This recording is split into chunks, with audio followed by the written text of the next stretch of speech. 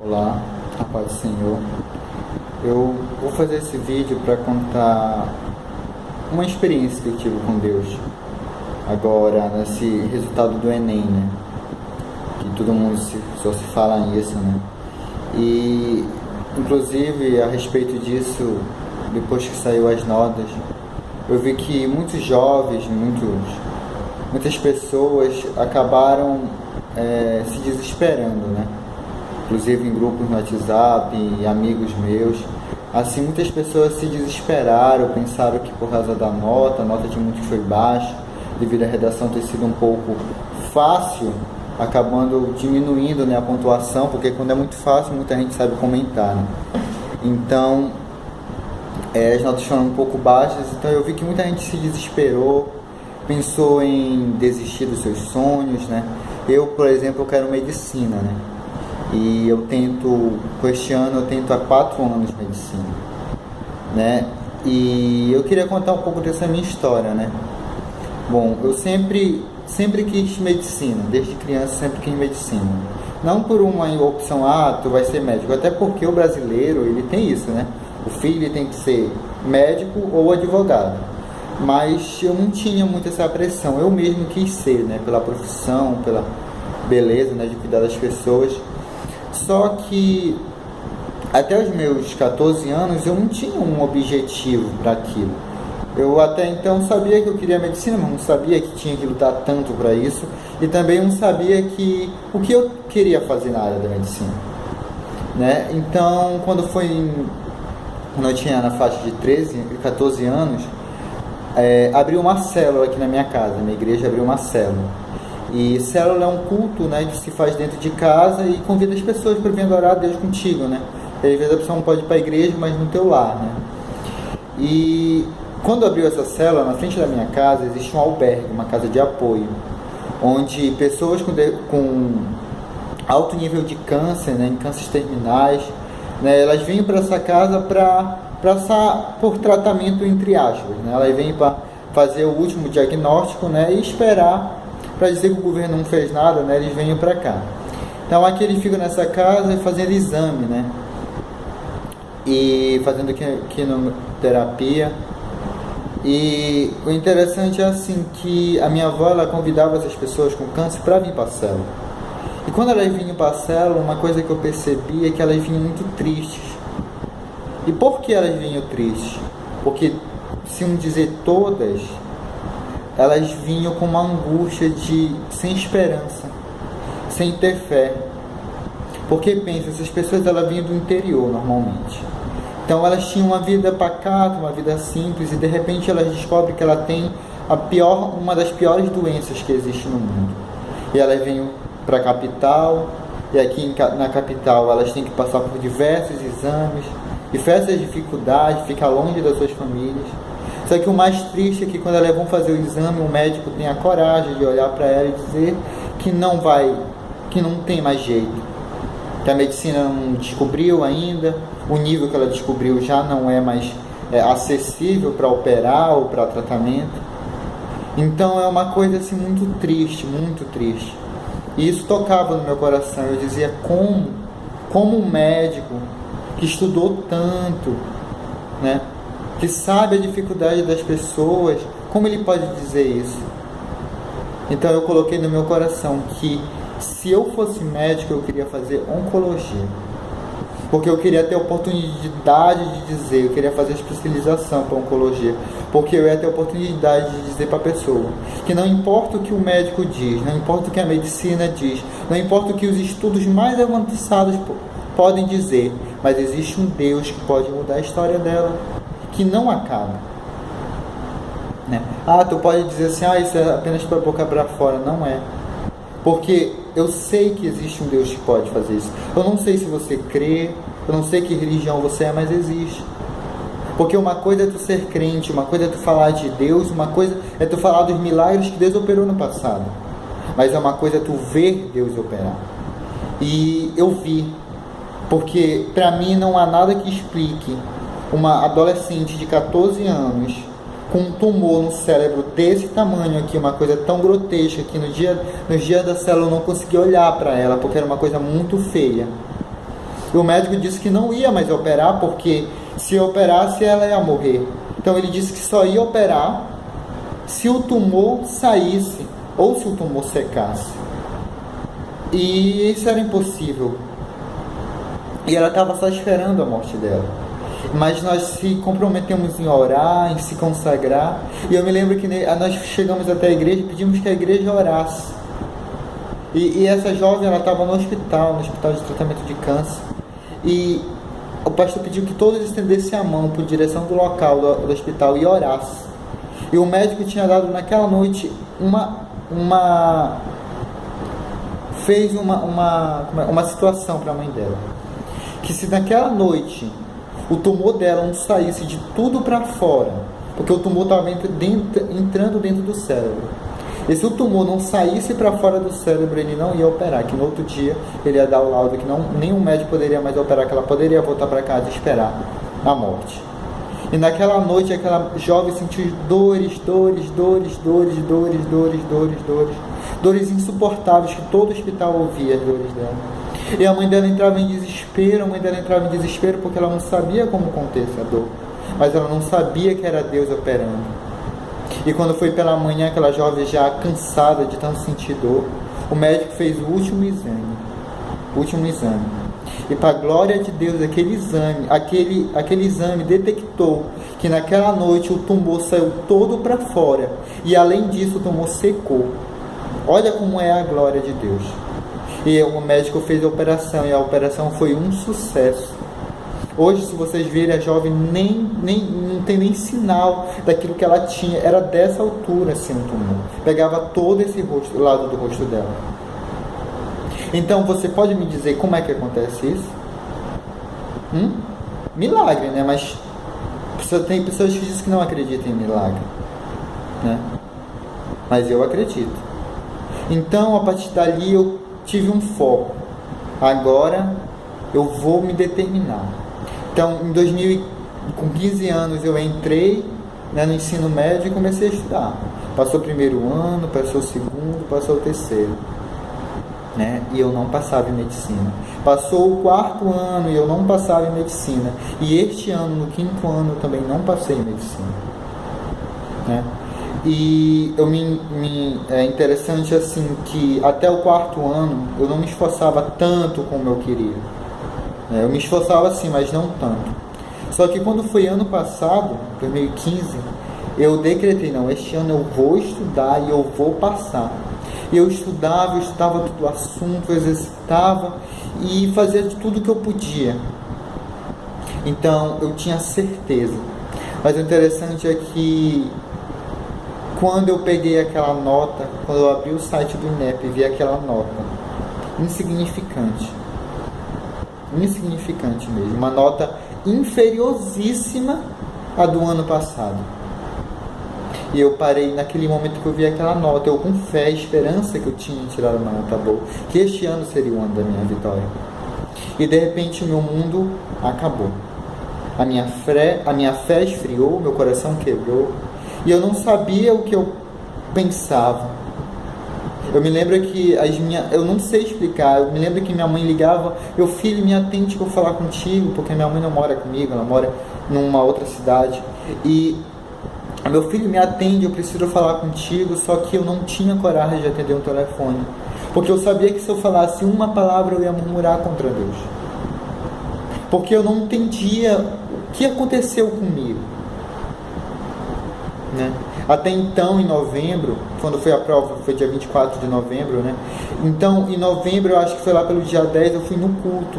Eu estava ansioso, estava preocupado, porque quando nós estudamos, nós ficamos preocupados. E eu estava preocupado, eu falava assim, eu falar comigo porque eu preciso confortar o meu coração. E eu me lembro que no culto de quarta-feira, tinha poucas pessoas na igreja nesse dia, mas Deus usou tremendamente um homem de Deus.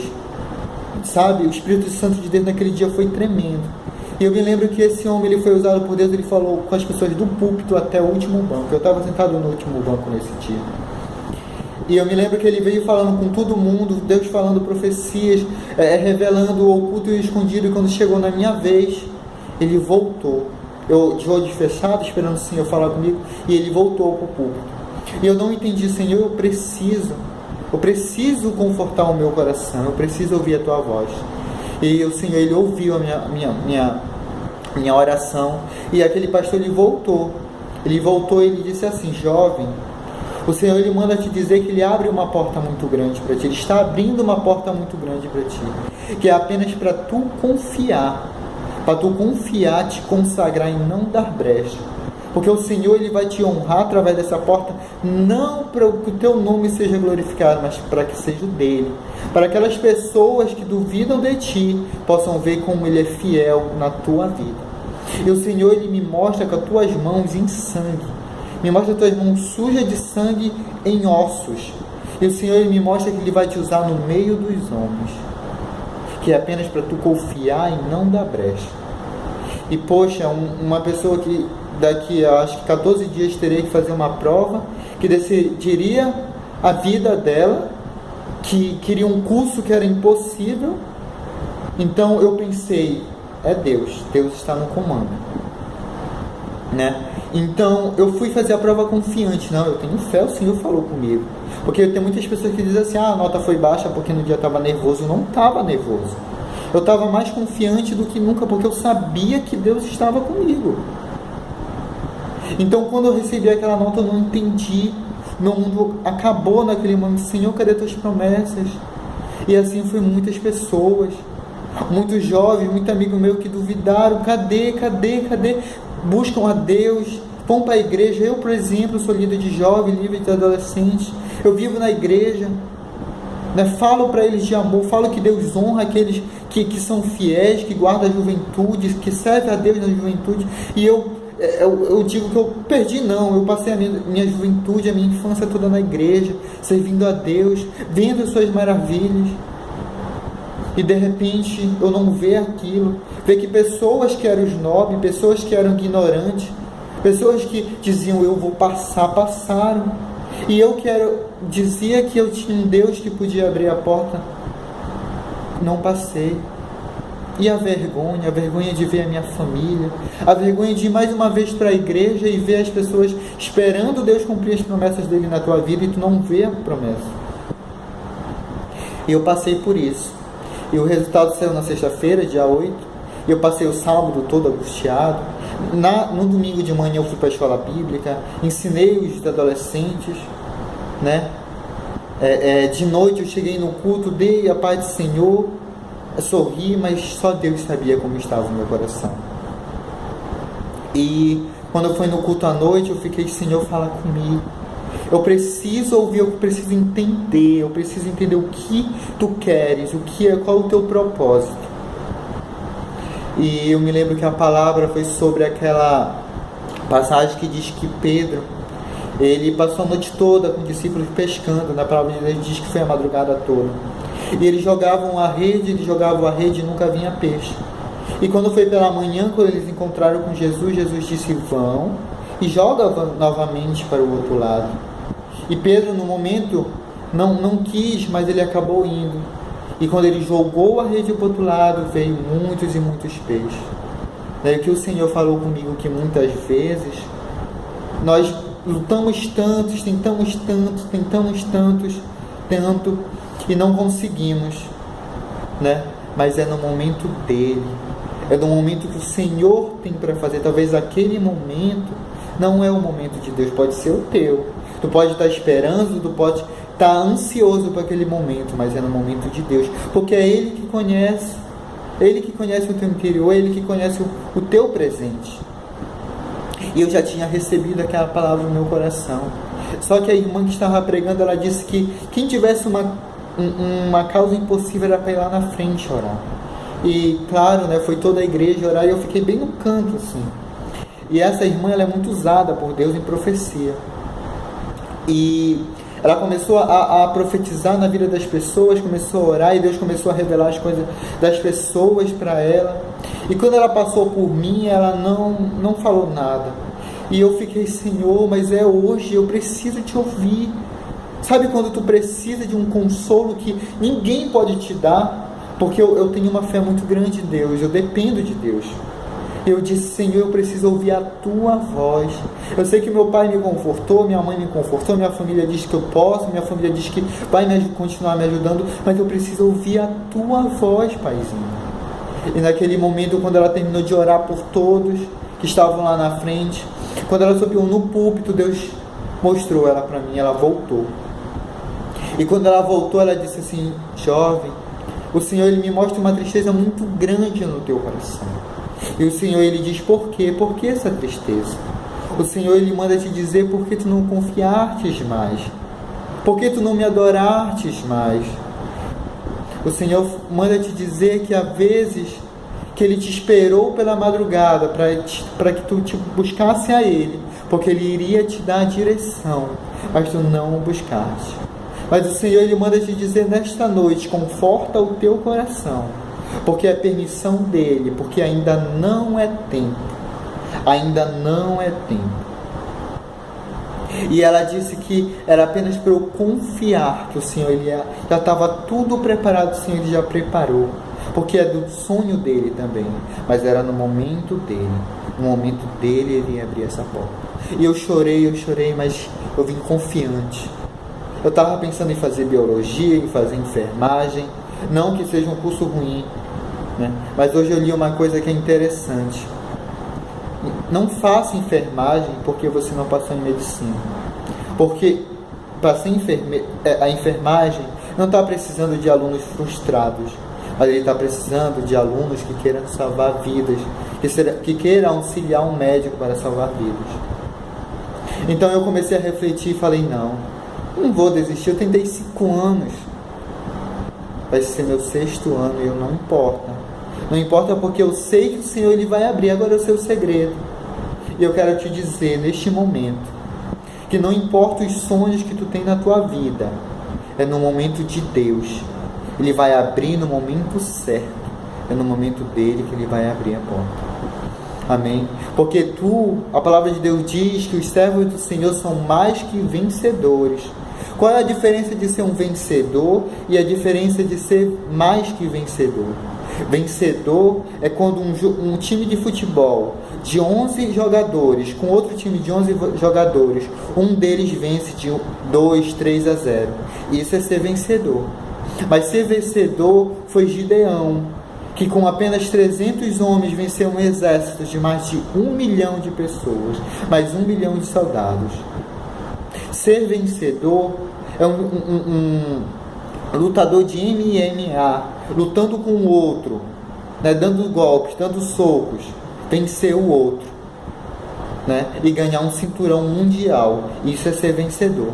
Ser mais que vencedor é Davi, que era um jovem que todos diziam que não iam conseguir, mas que lutou contra o gigante que era 3 metros mais alto que ele, apenas com uma funda, apenas com uma pedra, e matou ele. Isso é ser mais que vencedor.